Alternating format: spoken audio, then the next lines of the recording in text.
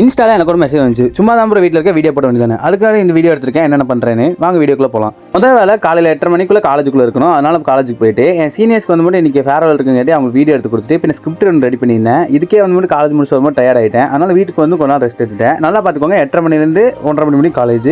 அதுக்கப்புறம் நேரம் ஒர்க்குக்கு போயிடுவேன். அங்கேருந்து அப்படியே 10 மணி முடியும் அங்கே தான் இருப்பேன். 9 to 5 ஜாப் போகிறவங்களெல்லாம் கேள்விப்பட்டிருப்பீங்க. எனக்கு கணக்குக்கு எப்படி பார்த்தீங்கன்னா எனக்கு டே ஃபுல்லாகவே ஒர்க்கில் இருக்கிற மாதிரி தான் இருக்கும். லீவ் இருந்தாலும் நான் எப்பவுமே கடையில் தான் இருப்பேன். அது வந்து நான் கஷ்டப்பட்டு சொல்கிறேன்னா கேட்டிங்கன்னா அதெல்லாம் கிடையாது.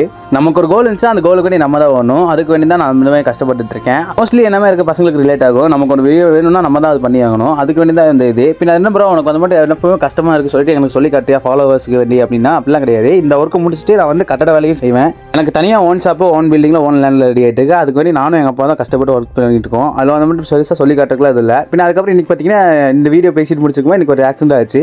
இதான் சாதாரணமாக எனக்கு நடக்கிறது தான். இதுக்கெல்லாம் உட்காந்து நான் ஃபீல் பண்ணிட்டே தான் இருப்பேன். எனக்கு வந்து மட்டும் பர்மனெண்ட் கோல் வந்து மட்டும் வேறு ஒன்று, அதுக்கு வேண்டி தான் இப்போ அச்சீவ் பண்ணிட்டு இருக்கேன். உங்கள் லைஃப்பில் ஏதோ கோல் இருந்துச்சு அதை அச்சீவ் பண்ணுங்கள். இப்போதைக்கு வேறு எதுலையும் டிவைட் பண்ணாமல் நீங்கள் ஃபோக்கஸோடு இருங்க. பை.